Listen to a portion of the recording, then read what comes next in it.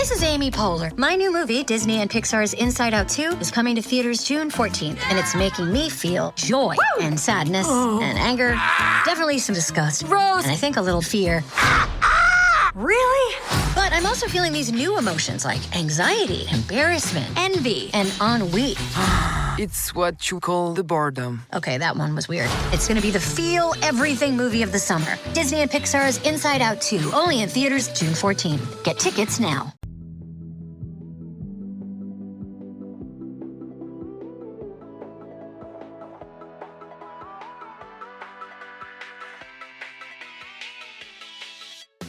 Teens of the 1980s were blessed with some of the most memorable coming-of-age films ever made.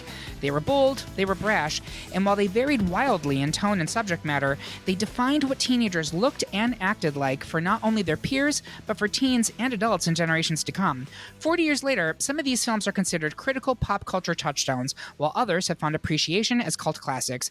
Gas up the Delorean and grab batteries for your Walkman, because the great pop culture debate wants to determine the best teen movie of the 1980s.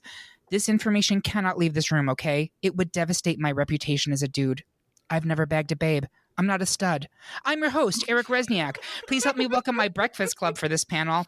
Our first panelist is popular with sportos, the motorheads, geeks, sluts, bloods, wastoids, dweebies, dickheads. They all love him. They think he's a righteous dude. It's Bob Erlenback. Do you have a kiss for daddy? So that's how it is in your family.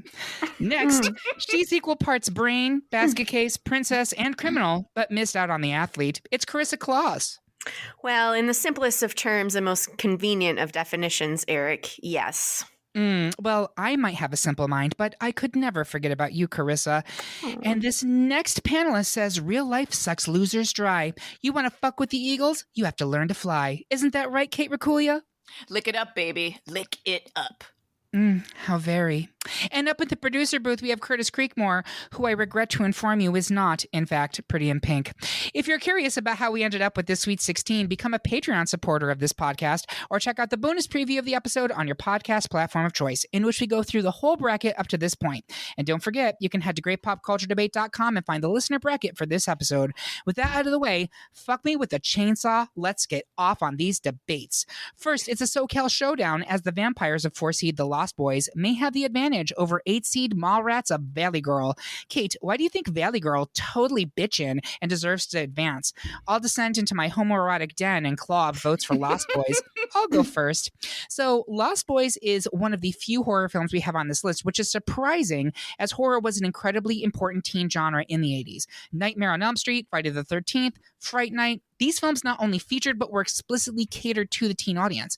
Of them, I think Lost Boys is actually the coolest. Directed by Joel Schumacher in arguably his best film, The Lost Boys follows brothers Michael and Sam Emerson, who relocate to Southern California after their mother, played by Diane Wiest, divorces. Sidebar. So many of these films center on the children of divorcees, and so many of them feature relocation to California. Trend alert. Anyway, older brother, Michael, played by Jason Patric, is immediately intrigued by the local bad boys of the town, led by David, played by Kiefer Sutherland, and especially the beautiful but complicated star, Jamie Gertz. David and his crew put Michael through his paces before revealing they are actually vampires who are working for a mysterious master. Sam realizes that something is wrong and pairs up with a couple of comic geek vampire hunters. I rewatched Lost Boys during the pandemic, and damn, it is a good flick. It is ostensibly a comedy, and it obviously includes horror elements, but there's something about it that's just dark, sensual, and compelling, the way a good vampire flick should be. From a teen perspective, it does a great job explaining the alienation of feeling like an outsider and how easily it can be to get sucked into the wrong crowd, a decidedly teen dilemma. It also, without question, is the best example of late 80s hairband aesthetic on this list. It has an absolutely banger of a soundtrack. One of my rubrics here is if the movie included recognizable 80s teen stars. Jason Patric's career never quite took off, but oh my god, he is so fucking hot in this movie. The same could be said for Jamie Gertz, who is gorgeous here. It is one of Kiefer Sutherland's defining roles, and Lost Boys is our sole entry on this list that features not one, but both 80s Coreys, Haim and Feldman. With that being said, Kate. take it away. I forgot what you were arguing. Is it Valley Girl? It's Valley Girl. I mean, I'm going to vote for Lost Boys too, but I will say some things about Valley Girl. Okay. Valley Girl came out in 1983. It is a very loose adaptation of Romeo and Juliet with the titular Valley Girl played by Deborah Foreman, who she's a Mo girl and she speaks in Valley speak, right? Like this is what Clueless is the update of. Is the original girl from the Valley, from the San Fernando Valley, and she, falls in with Nicolas Cage's punk. He's like a new wave punk that her friends are like, oh no, you can't be with him. There's not a lot of plot. It's mostly vibes. There's a great soundtrack. It's directed by Martha Coolidge, who also directed Real Genius. Subscribe to our Patreon and hear us talk about Real Genius. It is a absolutely, the point of view is absolutely teen. It captures a moment in time. It's early in the 80s. It sets like a cultural trend from California throughout the rest of the country in the 80s. I think it is an important part of teen film culture in the 80s, but like, oh my God, those vampires. We get teen vampires because of Lost Boys. Karissa, where are you? So if you're just tuning into this episode because you're not a Patreon, it's probably important for you to know that most of my picks were knocked out in round one, and I'm absolutely gutted. So I'm coming into this as an agent of chaos. And I'm actually going to vote for Valley Girl here because it is proto Clueless, and I watched it really recently. Good. And there are such great lines in it, but probably one of the best is toward the end. Randy, Nicolas Cage, after he is dumped, says, well, fuck you for sure, like totally. Yep. I have to vote for it here. It's important to know that nothing in that movie is said ironically. It is all irony didn't exist in the 1980s. So it's all completely like honest and earnest. Bob, where are you on this one? I don't love either of these movies, but Eric, you tipped me with 2 words, Jamie Gertz. Jamie Gertz, honey. If you missed the Patreon, you'll have to hear the other entries on this list, but this is a Jamie Gertz stan podcast here. All right, so the Lost Boys will continue into round 3. Next, the panel is currently split between 2-seed The Karate Kid and 3-seed Weird Science. Bob, tell us why Weird Science, like Chet, is the shit. I will wax on with my feelings in favor of The Karate Kid. Bob, why don't you go first? Again, Kelly LeBrock, stan account, everyone. Kelly LeBrock, so fucking hot in this picture. So beautiful. Pantene Pro Beautiful, baby. Weird I think she was Prel. Yeah, I don't know what she was. Doesn't matter. Shampoo. Yeah. So this movie, Weird Science, to me, one of the best John Hughes, in my opinion. It's that legend that he wrote this movie basically overnight in like one day, and just like, here's the movie. Let's make it. It totally tracks from the movie too, but it has all of these really great 80s hallmarks. It's got malls. It's got house parties. It's got Anthony Michael Hall. It's got this obsession, this 80s obsession that they had with computers and the technology and what was going to happen with the technology as we move forward. And it's funny to see what they thought it would be at that time. They use a computer to create this woman out of a Barbie doll, and it's and they make the boobs too big. It's misogynistic at times, sure. It's not at great times. for women. It's not great for women. I get it, but nerds is another great theme here, and it is so much fun. It is so goofy. It is unlike some other 80s comedies. It actually has some plot and some point to it a little bit. That's where I am with Weird Science. I love it. It's so much fun. You have Bill Paxton as Chet, which is a classic character. So anyway. Excellent. So I'll talk a little bit about Karate Kid. Coming out in 1984, Karate Kid is and I didn't realize this until I was doing my research for this episode, a very deliberate teenage version of Rocky from the 1970s. In fact, it is so deliberate, it came down to the same director as Rocky, and it was a huge hit. 80s teen kids could relate to the struggles of young Daniel LaRusso, bullied by the jocks of his new school in California. Again, trend alert. And finding purpose and a chance at redemption via karate and the guiding hand of surrogate father, Mr. Miyagi. Part of the rubric for me is recognizable 80s stars. So in addition to giving us Ralph Macchio, hot off The Outsiders, we also got Elizabeth Shue, who we've already discussed once in Adventures of the Babysitting. She's out. Carissa's very upset about that. Still salty. One of our great 80s teen film love interests and the definitive 80s asshole bully, Mr. William Zabka, right? Even if you sweep the leg, you can't beat that. Speaking of, another rubric for me was 80s pop culture moments / catchphrases. In addition to sweep the leg, we also had wax on, wax off, Daniel-san, the crane pose, etc. Also, I wonder how much the movie inspired the American fascination with karate classes for youth. That was not a thing in the 70s, and now it's almost compulsory for kids to take at least one karate class before they decide that they hate it. In summation, is Karate Kid the best around? Debatable, but I do think it's better than Weird Science. Kate, where are you on this one? I'm going to give it to Weird Science, despite I personally, my preference is for the Karate Kid. The Karate Kid was one of the movies I know every single frame of. I've watched it so many times, and hat tip to a movie that low-key introduced the idea of manzanero internment camps in a way that I didn't get until way later in life. Yep. So and Pat Morita is just absolutely fantastic in this movie, and so is Ralph Macchio, and I had a crush on him. It was fabulous, but it feels like a sport movie to me, and and that is what the sort of it wasn't made to create teen culture. Teens are not going and taking karate classes. Kids are. Sure. Okay. The Karate Kid, right? It's right there. And Weird Science is horny. It is definitely teenagers. It also stars recently Oscar-winning Robert Downey Jr., which feels like a very 80s thing to hang your hat on. It's just, I think that's the more 80s movie, and it's not like any other 80s movie. There's not a lot of Frankenstein versions of 80s movies. Fair. For teens. Carissa, where are you on this one? I'm 100% with the Karate Kid. I don't understand. Part of it is that I just really hate Weird Science. I've even as a teen, I think I watched it once, and the misogyny of it, the idea of a perfect girl and this is what she's like, and it's impossible, and it's basically shoving your face in a woman's magazine and trying to live there. It's awful. I hated it, and I still hate it. So but I'm with the delight of Karate Kid and my beloved Elizabeth Shue. If y'all are gonna hate on Adventures in Babysitting, at least she's present in this formation. I do not hate on Adventures in Babysitting. It was just up against something else. So become a Patreon, listen to round one, people. There I you don't go. even remember what it was up against. I don't either. What did I vote for? I don't know. Karate Kid is the 2 seed and Weird Science is the 3 seed, which means Karate Kid will advance into round 3. Next, 2 teen films about the healing powers of music. What's more 80s than that? The panel is deadlocked between 1 seed Bill and Ted's Excellent Adventure and 4 seed Footloose. Bob, be like onto a wild stallion and race for votes for Bill and Ted. Carissa, you gotta cut loose. Make the panel understand why we need to dance again. And my Footloose should continue. Bob, I'm gonna have you go first. Well, strange things are afoot at the Circle K, everyone. If I have to sit here and defend Bill and Ted's Excellent Adventure.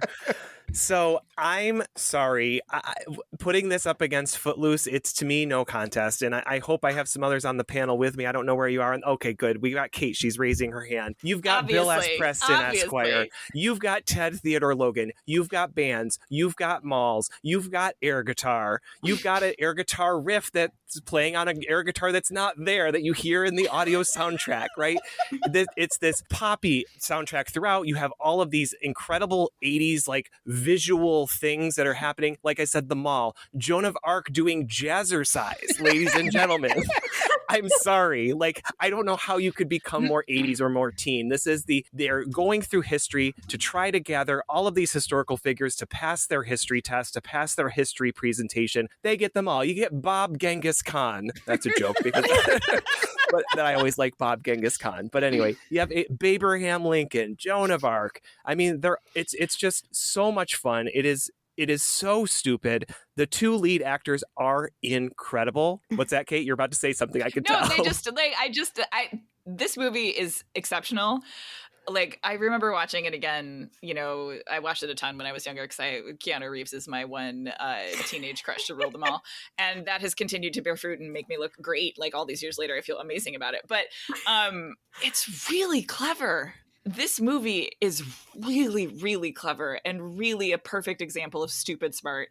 The part at the end where they have all the different historical figures, for their history project, it's just so silly, but also so actually about history, and also about how history is full of individual humans. And here are these 2 bozos who actually could change the world for the better someday. But it's just, I could talk about the ways that this movie is actually a really great movie. George Carlin. End of argument. George Carlin. And also, Joan of Arc is played by Jane Wheadlin. That's true too. Oh shit, I forgot that.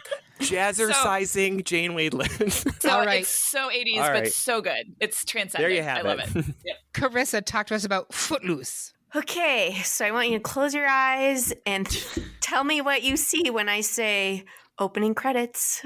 Do you see 2 feet dancing around? Do you see multiple different pairs of feet dancing around? Yes, you do, because from the very first fucking frame of the opening credits, this movie is iconic. It is teen in that it came out, well, it's 80s teen in that it came out in 1984. It has a compressed timeline of about a school year, starring young Kevin Bacon as Ren McCormick. And I What a think it name. has, right? It has as a transplant coming into a town and Dang. discovering. Is he coming from California? I think so, actually, Yeah. to like someplace in the South. To realizing with such dismay that the town has outlawed dancing. Dancing is not allowed. And so there will be no prom. And he makes it his personal mission to not stop dancing, teach other kids to dance, fight the adults, have a prom, speak truth to power, change hearts and minds. I don't understand what, like, it touches on all of the themes, kids versus adults. Also, there's a dance, compressed timeline. There's a different class romance because the girl he falls in love with is the preacher's daughter. How's this gonna go? Because he's the one who's stumping for the law. Also, this soundtrack is iconic. You have Holding Out for a Hero, Let's Hear It for the Boy, Almost Paradise. I mean, and Challenging Authority. And just coming back around to your Bill and Ted's argument, since y'all are very quibbly about what makes a teen movie, is Bill and Ted a teen movie or is it a stoner movie? Ooh. Oh. All right, so Kate, Mic drop. Kate, I know you're with Bill and Ted. I am with Bill and Ted, but those are very good arguments. They're very good arguments. Firmly with Footloose here, and I'm going to go to something that Bob said in round 1, which is some of these films feel like a 90s movie. Bill and Ted feels like a 90s movie to me more than it feels like an 80s movie. Absolutely. It's 89, I believe. It's right on that weird like mini generation between like the late 80s and early 90s.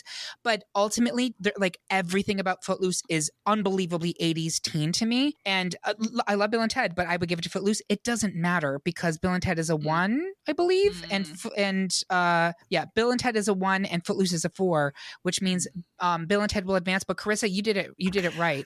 God damn it. I have to win one of these or I'm going to walk off this podcast. The Amy Pilot card has been played. That's all right. fine. I'm warming up to where I really am invested. So that's right. Dance it out. All right. Next, the majority of the panel wants to get its wish by keeping 2-seed 16 candles in the competition, but Kate still loves her dead gay son and also 3-seed Heathers. Kate, why should we lick it up, baby? Lick it up and keep the scrunchie with Heathers. I'll explain why I can never forget Samantha or her birthday by speaking on candles. Kate, please go first. All right. Okay. Sure. So here we go. Heathers. It is late. It's 89, but I would say that the sort of like world that is represented in Heathers is very 80s. It's very hierarchical. It's very big shoulder pads. It's very bright colors. It was written by Daniel Waters, who then went on to write Batman Returns. He's the brother of Mark Waters, who directed Mean Girls, and that does not feel like a coincidence. It was written as a spec script for Stanley Kubrick, intentionally to contrast. This is the anti-John Hughes movie. Originally, Daniel Waters envisioned the cafeteria scene at the very beginning of Heathers as sort of like an homage to the barrack scene in Full Metal Jacket. Like, that's the pedigree of this film. There is no other teen film like it. Winona Ryder, she was 16. She fought to be in this movie. Christian Slater, originally Brad Pitt was going to be playing JD, who's sort of the Bonnie to her, or the Clyde to her Bonnie. Heather Graham was cast as the top Heather Chandler, but her parents were like, "You shouldn't be in this movie." Because this movie is about the emotional violence and the power structures of high school that are like society, like it is a microcosm of society and about hypocrisy and bullshit. And it's I saw it when I was 13 or 14. It spoke to me unlike any other teen movie ever, even Clueless. Heathers is closer to my soul than Clueless. Like It honed my understanding of communities, insiders and outsiders, gave me a taste for absolute dark black comedy, black wit, and always, always, always super inventive language. I just think this movie is an absolute tiny masterpiece, a true cult object, and it has an amazing soundtrack that like nothing sounds like this. Jawbreaker wishes. Yeah. Jawbreaker wishes. Like Heather says, the pain you feel about the nastiness and the cruelty of the world is real. And now that you're dead, what are you going to do with your life? Everything you just said, I agree with. It is unbelievable. It is so good. Movie. If you've never watched Heathers, oh my God, what are you doing with your life? Go watch it right now. Unfortunately, it's up against 16 Candles, which I think is like one of the ultimate 80s teen films. And I'm going to tell you why. It's my personal favorite of the John Hughes films. There is a sweetness to it, an innocence that I don't find in any of his other movies. And it is all perfectly centered on Molly Ringwald in her quintessential performance. I would argue one of the great all-time teen actors in film. Ringwald plays Samantha, who is chagrined to find that her family, in the hustle and bustle of their upper middle class 80s life, have totally forgotten about her 16th birthday. Samantha then goes about trying to find some happiness on her special day, specifically pining for the dreamboat of the school, Jake Ryan, swoon, while simultaneously getting sucked into a wild subplot with the school's resident geek, the also perfectly cast Anthony Michael Hall. This is something we're going to need to just deal with for this movie specifically, but for many of the movies on this bracket generally. There are numerous things that happen or are said in this film that are deeply problematic in a 2020s context. Literally everything with Long Duck Dong in this film is completely unacceptable now. The whole Samantha panties thing, not okay. Not okay. Everyone's going to digest these films in their own way, but I'm just going to say that personally, I do not think it's fair to hold a work from 40 years ago to modern sensibilities. If anything, I think it's a testament to how far we've progressed as a society, that some of these tropes that were once played for laughs are now looked on with shock and revulsion. Let's talk about this cast. In addition to Ringwald and Hall, Michael Schuffling was absolute perfection as the ultimate teenage crush. Jake fucking Ryan. God, what a beautiful man. Also, look for cameos by both John Cusack and Joan Cusack, who absolutely steals every scene she is without ever saying a word. She's so funny in this movie. Bob, where are you on this one? I'm with 16 Candles. I agree with everything Kate said about Heathers as well. Heathers is not one of my favorites. I'm going to just go out there and say that. But I think she made the point about how it is really the anti-teen film and poking at the genre and all of those things. And I can't put that above a John Hughes film. And it's not fair to say that John Hughes needs to win this bracket because he defined 80s films, but he defined 80s teen films to a certain degree. So 16 Candles. Carissa. Yeah, I'm going to switch my vote actually to Heathers. I know it's inconsequential here, but I do love my dead gay son, and this is the count. Like, I love John Hughes, and he's also represented here with Molly Ringwald in 2 other films right now, and so that's part of what's swaying my decision. It's real honest, and so that makes it an important film for me, informative. Yeah, so voting for Heathers. Understand why 16 Candles is moving forward. 16 Candles is a 2 seed. Heathers is a 3 seed. It's the sweetness and the Drano. Yep. And unfortunately, Drano is going to be gone, and we will advance 16 Candles into round 3. Next, 2 unanimous decisions as 1 seed The Breakfast Club didn't waffle as it juiced 5 seed Better Off Dead and 3 seed Fast Times at Ridgemont High dressed down 7 seed Pretty in Pink. And for the record, it must be said, Ducky was an obvious homosexual, and she was actually not pretty in pink. That dress was fucking hideous. What was that dress? What did she do to that dress? Justice for Annie Potts' original dress. My God. Seriously. Also, though, fun fact, the girl that's waiting for Ducky at the prom is Christy Swanson from original Buffy the Vampire Slayer. Yes. So she was also about to get bearded. All right. So next, it's 2 very different takes on 80s teen male ennui as the panel is split between 1 seed Ferris Bueller's Day Off and 4 seed Dead Poet Society. Bob, explain why Ferris Bueller's life on this bracket is moving pretty fast. We need to stop and look at it. Kate, stanza and deliver another argument for Dead Poets. Kate, why don't you go first?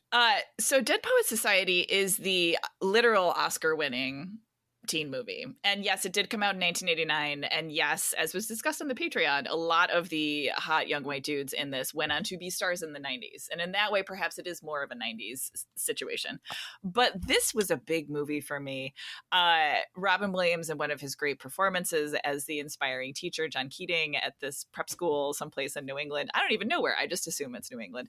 Who comes in and teaches and tells the uptight young, hot white men in his classroom to rip out the introduction of their poetry textbook because you cannot learn about poetry by reading an introduction. It's just a real a buffet of cute boys.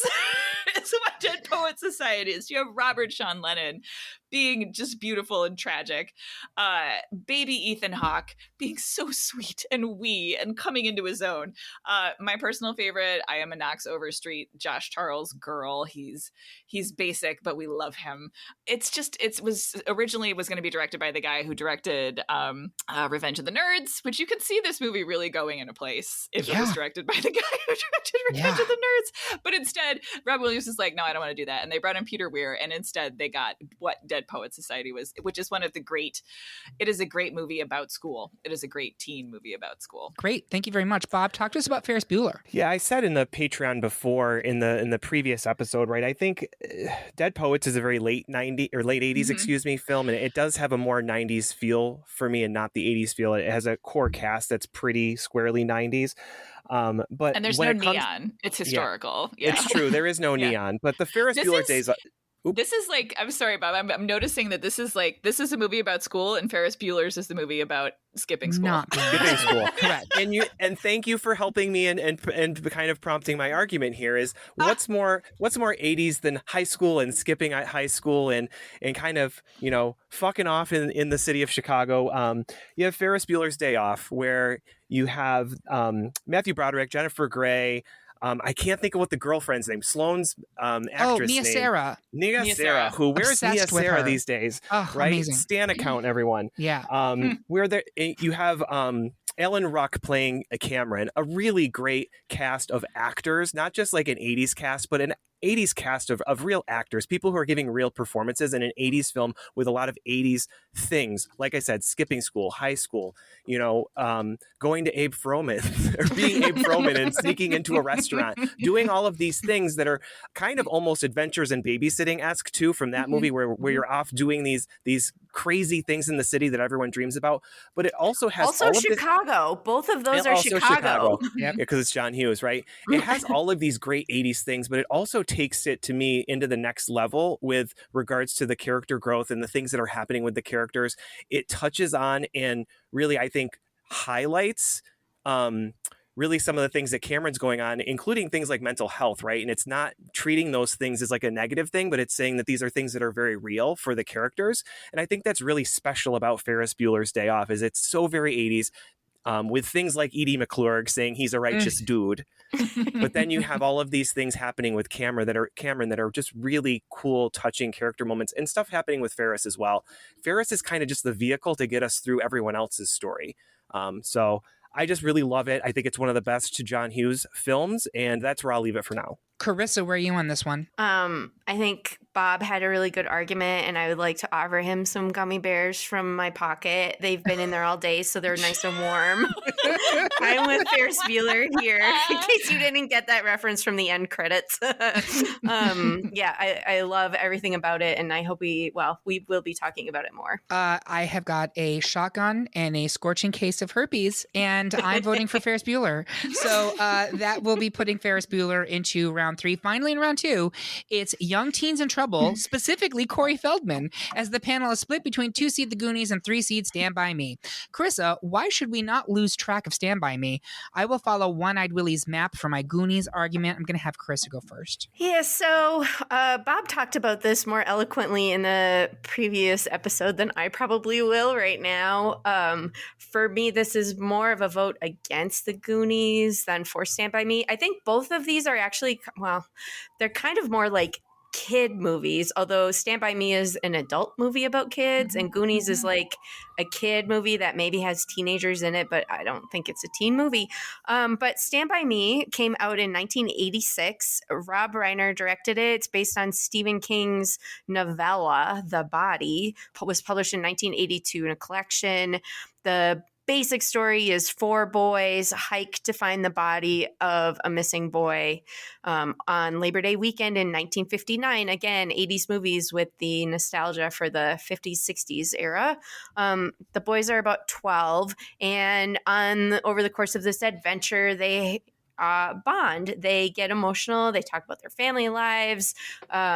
They also have, just like boy arguments and fights, and there are outside conflicts with other people when they get to certain places, and it's kids on an adventure. But I think it's more of a teen movie than Goonies, which feels solely aimed at children. So that's my argument. Sorry, Bob. No, you're good. And I'm about to come in and dunk on you on that one too. So you can be sorry to me.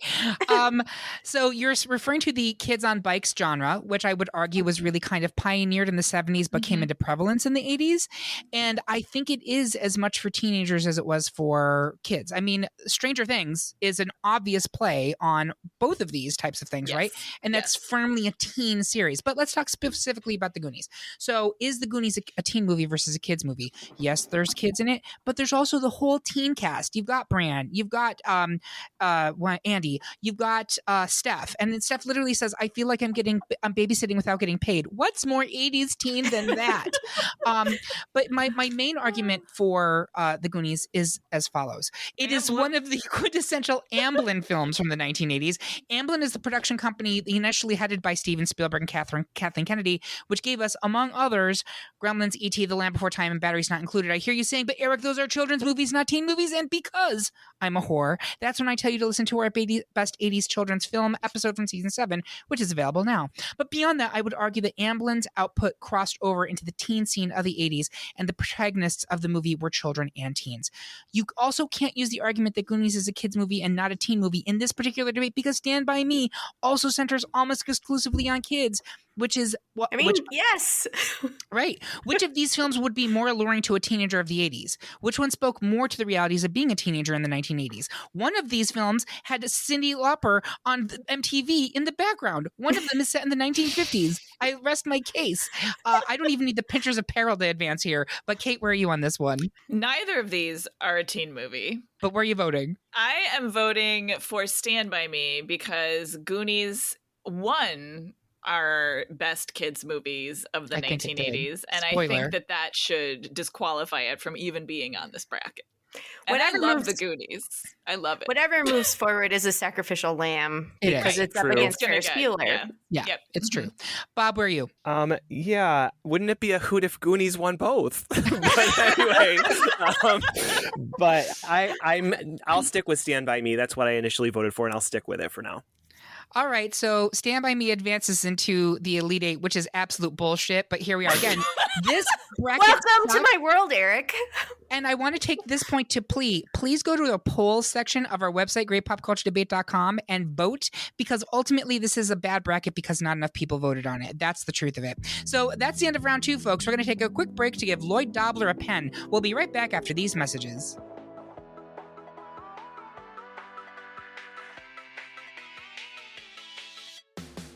$5 can't buy you much these days. In the 90s, a Big Mac Extra Value Meal rang in at $4.59. Today, that same meal will cost you $7.89 and leave you filled with regret. You know who would never do that to you? The Great Pop Culture Debate. For just $5 a month, our Patreon supporters gain access to a treasure trove of unaired content, like those secret fries at the bottom of the bag. So if you're hungry for some delicious pop culture content, pass on the Big Mac and head to greatpopculturedebate.com to become a Patreon supporter today. Now I'm hungry.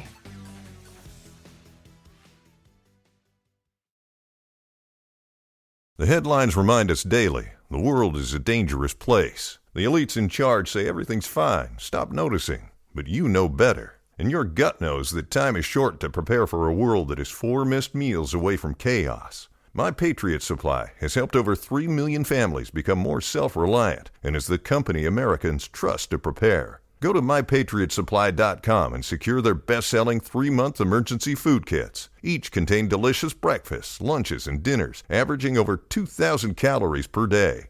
Secure at least 1 food kit for each family member. For a limited time, save $200, plus get free shipping on all their Ready Hour 3-month emergency food kits.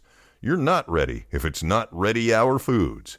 My Patriot Supply also has solar power generators, water filtration units, biomass stoves, heirloom seeds, and critical survival gear. Shop MyPatriotSupply.com today. MyPatriotSupply.com. It is Ryan here, and I have a question for you. What do you do when you win? Like, are you a fist pumper, a woohooer, a hand clapper, a high fiver? I kind of like the high five, but if you want to hone in on those winning moves, check out Chumba Casino. At ChumbaCasino.com, choose from hundreds of social casino-style games for your chance to redeem serious cash prizes. There are new game releases weekly, plus free daily bonuses. So don't wait. Start having the most fun ever at ChumbaCasino.com. No purchase necessary. VGW Group. Void where prohibited by law. See terms and conditions. 18+. And we're back for round 3 of our best 80s teen film debate. Before we get to the Elite 8, I want our panelists to share their social media and what else they're working on. Bob. You can find me at DisNerdBob at most things. I'm not really working on much other than this podcast.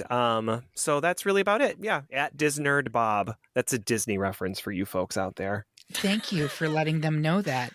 Karissa, what are your socials? What are you working on? You can find me on Instagram at Karissa Kloss. You can also find me on our Discord if you are a Patreon subscriber. I'm very active there, talking a lot of shit about reality TV with a lot of the panelists. It's very fun. Also just working on a lot of stuff for the podcast, maybe watching some James Bond movies. Might be something to pay attention for. Kate, what are your socials? What are you working on? You can creep on pictures of my cats and our new puppy at my Instagram, Gomez Rack. I'm not really working on anything other than this pod and settling into a new job. So someday again, I'll write another book, but not right now.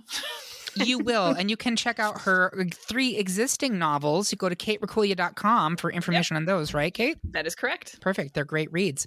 And you can find me at Eric Rezsnyak on Instagram, or just message at Great Pop Culture Debate on Insta or TikTok, or at GPCD on Mastodon. But what you really need to do right now is sign up for our weekly newsletter, new every Monday at noon, which tells you everything new in pop culture that week. Sign up by finding the link on this episode at greatpopculturedebate.com or via our link tree on any of our social media accounts. Also, it's time for our Patreon shout out for this episode. Thank you to Troy Robinson, who has been a Patreon supporter of the show since the very beginning. If you'd like to get a shout out in future episodes, make sure that you subscribe on Patreon today. Now let's move into round 3 so we can try to clumsily pick up one of the boys working at the pizza place in the mall food court. First, it is 4-seed The Lost Boys versus 2-seed Karate Kid. I'm going to go around the horn, starting with Bob. Where are you on this one? I'm going to go with the Karate Kid on this one. Ooh, scandalous. Okay. Karissa, where are you? Karate Kid. Oh my God. Kate? I always vote for the movie with the bare-chested, long-haired saxophone player. Yes.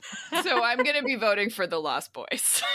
Yeah, it's not even a contest for me. It's totally Lost Boys, and it will go out now because it's a split decision, and the 2-seed is Karate Kid.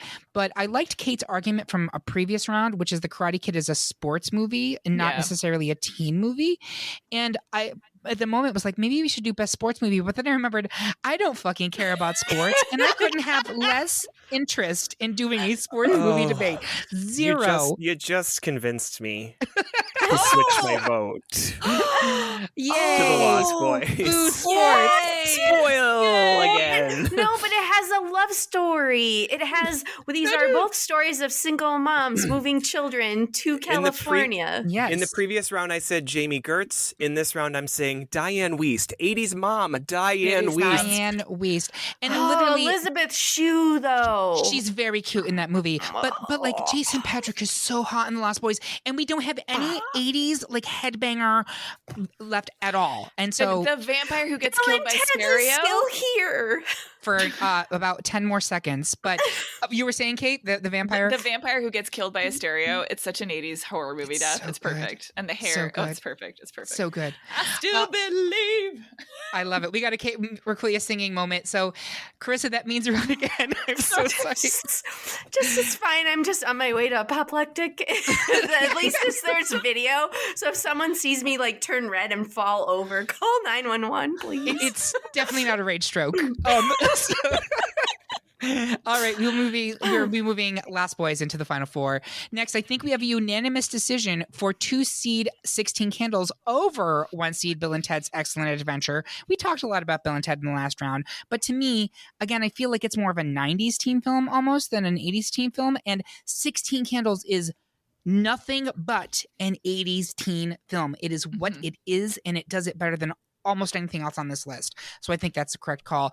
Next, we have an actual honest-to-God debate. The majority of the panel wants to start our morning with 1 seed The Breakfast Club, but Kate wants to slow down and appreciate 3 seed Fast Times at Ridgemont High.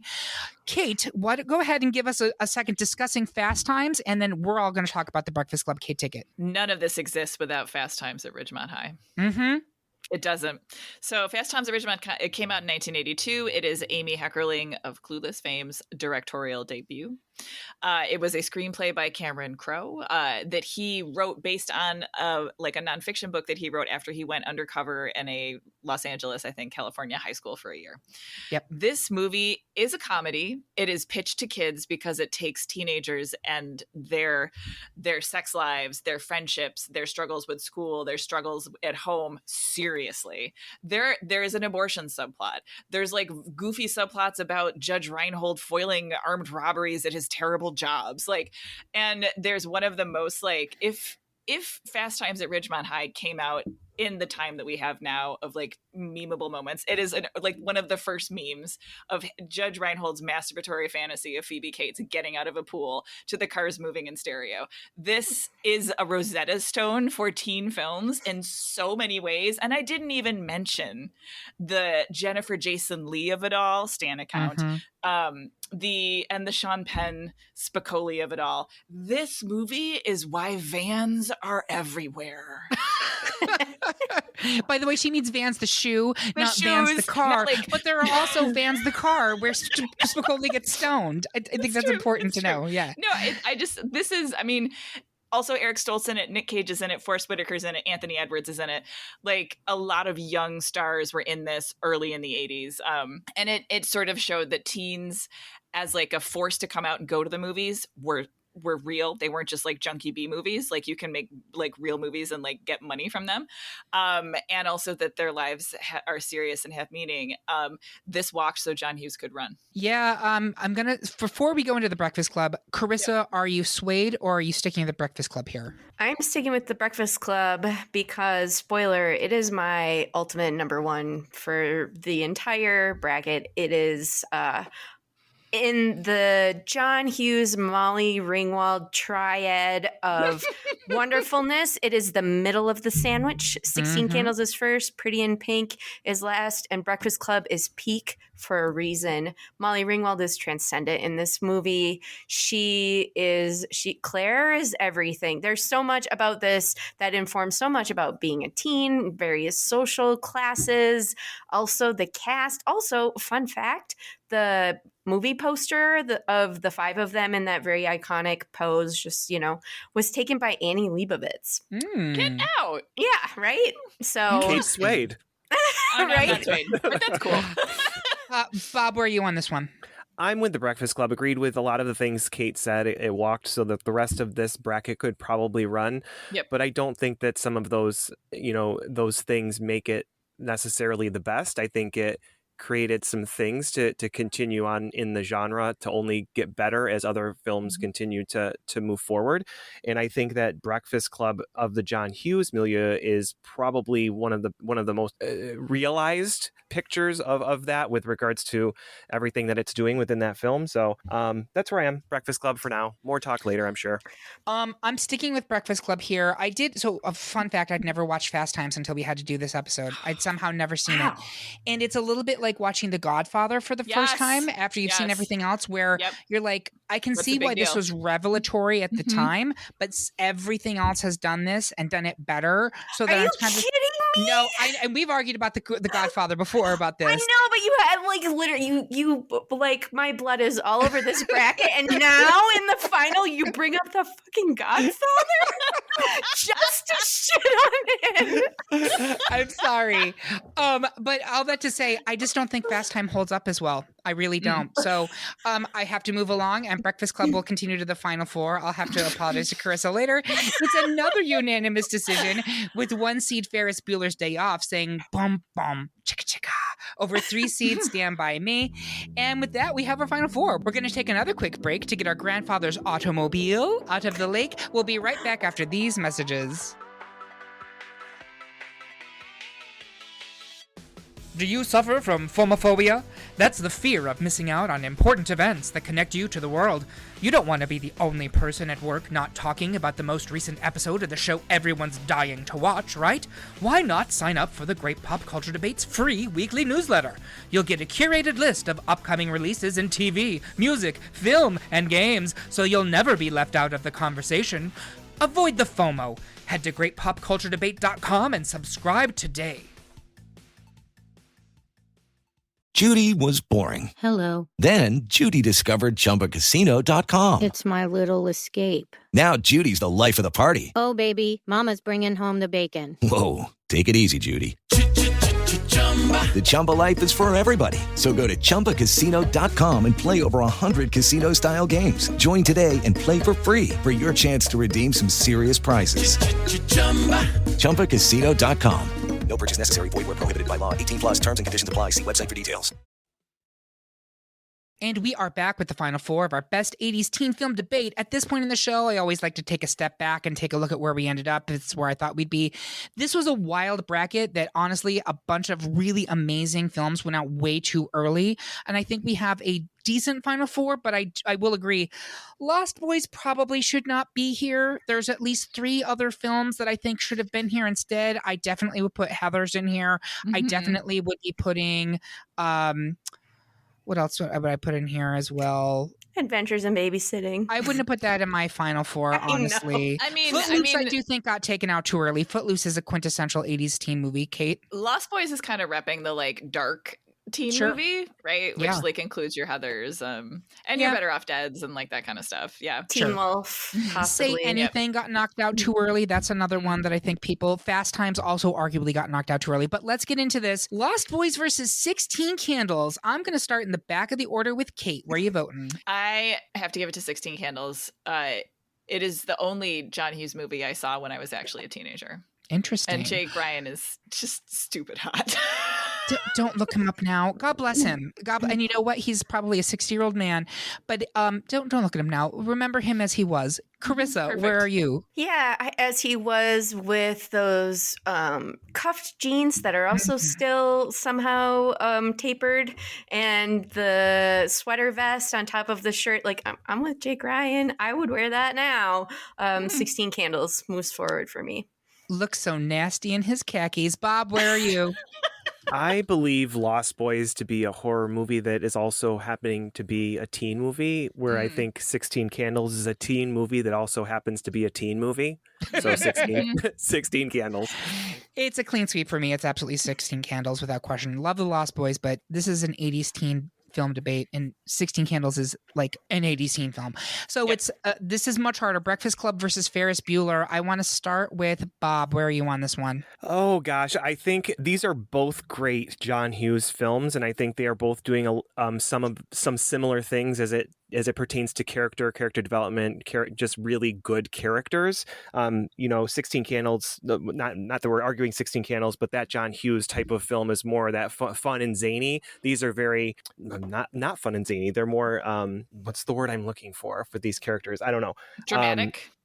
That's more, yes, I'm sorry. It's more that dramatic, character development type of storytelling that's deeply rooted in these teen tropes and these teen dramas. So it's really tough for me, but I think I'm going to edge it to Breakfast Club because of the really Brat Pack cast that's in there. So okay, interesting. Carissa. Yeah, it's the Breakfast Club for me. Part of it is that it has such a compressed timeline. I mean, I guess they both kind of do, but it's so hard. But it's so single dayness, and the way that it just revolutionizes the way these teens interact with each other. There's so much that we learn about them and how they are all quintessential stereotypes, but so much more than that, right? There's so many moments here that, like, if I just say, oh, remember the dance scene? How many of you see them walking on the railing in a row, like doing their little, I don't even know. You can get all of their lunches and how different that is. It's such a critique of social classes. You see how they blend, and also honesty. They're being really honest with each other here because they don't know each other and they don't really care and they're not invested. And I think that's probably one of the best things to take forward as a teen, right? Just like, be honest, be yourself. Look at John Hughes telling us. Anyway, yeah, Breakfast Club for me. I think we really started to get that message in the 80s, even if it wasn't completely authentic, because they still were very much not themselves in a certain way. But I think like that was the genesis of it. I will push back because you're saying the compressed timeline. Ferris Bueller's Day Off is also one day. Yep. It's just one day. I know. I take the rest of your points. Kate, where are you on this one? So I saw both of these movies as an adult, and I like them. I don't love either of them. Heathers, like I said, spoke to me, you know, and I think that I'm just going to be, it's going to be something darker and it's going to be something weirder that speaks to me. And neither of these movies is particularly weird, in my estimation, which is fine. Right. But I think I'm going to give it to Breakfast Club because Breakfast Club formally is an experiment with the very idea of the tropes of a teen movie. Yep. And it's got that great song and that making a fist and putting it up in the air, and it's got a diamond stud in it. That's a great moment that just like etched in your brain, right? Forever. Also, it is iconic. Also, Kate, takes place in a library. It does. It does. It does. It does. Yep. So I'm going to make it a clean sweep here for Breakfast Club, but I will say this. As we were talking about this, it made me realize Ferris Bueller is very much squarely a film about teenagers who are about to graduate looking at their future and how terrifying that is for them, which I think is really relevant and very much the teen experience. And I think that movie does that better than almost any other teen film that I can think of. You know, Sloane and Ferris are like, what are we going to do now when we go off to college? Are we still together? Are we a thing? And then you have Cameron, who's like actually imploding because he's like, I'm supposed to become an adult now, and I'm completely infantilized. I have this incredibly overbearing father, and I've never really lived a day in my life. And I think it was revelatory in that way. It's almost more adult because The Breakfast Club is set squarely in that teen high school identity. It is about being in high school. It is about being in school, and Ferris is about being in the world. Yeah, it is about it's literally about like, I'm almost out of my teens and I'm becoming an adult now. All right, so we have a final two of 16 Candles versus The Breakfast Club. Is this where you thought it was going to come down? Because I kind of think that's where it was going to come down to begin with. I'm going to start in the middle with Karissa. Where are you? So I already tipped my hand here and said that The Breakfast Club is my ultimate number one. I was not a teen in the 80s, but I was a teen in the 90s. And I happened to see this movie right in the sweet spot where Kate saw Heathers, like probably 13, 14. Yep. I bought this movie on VHS. I watched it every single weekend for 50 something weekends in a row. I love The Breakfast Club.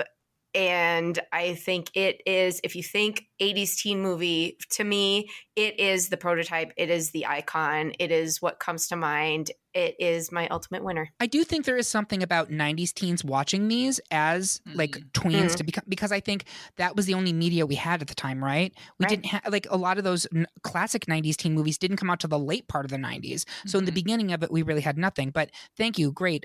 Kate, where are you on this one? I'm going to give it to The Breakfast Club, too, for the reasons I said before. I think it's sort of like a more finished idea that starts in 16 Candles, although the end shot of him and her over the birthday cake is absolutely it's a beautiful image. Jake Ryan. Where's my Jake Ryan? Bob, where are you on this one? Again, it's tough, right? Because I think these are both, to your point, Eric, about 16 Candles in this previous round, right? This is squarely about being in high school. Both of these films, but one's very zany comedy. One is comedy, but also is very dramatic in with its characters and things like that. But I agree with Kate when it comes to The Breakfast Club, right? You just said Breakfast Club, right, Kate? Am I double checking? Yeah, right. That it's really more that fully realized, fully put together, perfect cast, perfect soundtrack, perfect. Just the script is great, cohesive together, a great story beginning to end. Whereas 16 Candles is a little bit more scrappy, all over the place. It has some really great moments. The Sam and Jake Ryan thing is really great, but some of the other stuff is a little problematic and just kind of out there, right? Yeah. So I think Breakfast Club holds up at this point to being able to say this is still a great movie today, but also is still just a great 80s movie today. Yeah, listen, both of these movies have sexual assaults. But the sexual assault in The Breakfast Club is on a much smaller scale than the multiple assaults in 16. We don't know what happens to Caroline. Jake just says he could violate her 10 ways without her even knowing. And that's our hero, everybody. The 80s were a different time. All right. I'm going to make it a clean sweep for The Breakfast Club. I adore 16 Candles. It's one of my all-time favorite films. I'm glad we finally got to talk about it on this podcast. But if you even look at from just a cast perspective, the Breakfast Club cast is all A-list 80s teens. Like every one of them was a star. From there on out too, right? From there on out. That launched them. Yep. You got Molly Ringwald and Anthony Michael Hall in 16 Candles, and then a lot of not. But that's not necessarily a reason 2 or 4, but like the Brat Pack was a thing because of 16 Candles, and that was 80s teen films, period. That was like the place where they all kind of came through. It is the like Rosetta Stone, right? So there you have it, folks. Our pick for the best 80s teen film is The Breakfast Club. Do you agree? Do you think our opinions, like Chat from Weird Science, are a pile of shit? Tell us how you really feel by leaving a comment on this episode at greatpopculturedebate.com, or find us on Instagram, Facebook, TikTok, or Mastodon. While you're there, make sure you subscribe and follow the podcast. You can hear about what new debates are coming soon, vote in open polls, and even decide which topics we tackle next. I want to say thank you to my panel. I would never forget your 16th birthdays. And thank you for listening. If you loved what you heard, please consider supporting us on Patreon, where you can get even more exclusive content and you get episodes a whole day early. We hope you have a good one. And remember, everyone is entitled to their wrong opinion. Ferris Bueller, you're my hero. I'm Victoria Cash. Thanks for calling the Lucky Land Hotline. If you feel like you do the same thing every day, press 1. If you're ready to have some serious fun for the chance to redeem some serious prizes, press 2. We heard you loud and clear. So go to LuckyLandSlots.com right now and play over 100 social casino-style games for free. Get lucky today at LuckyLandSlots.com. Available to players in the U.S., excluding Washington and Michigan. No purchase necessary. VGW Group. Void where prohibited by law. 18+. Terms and conditions apply.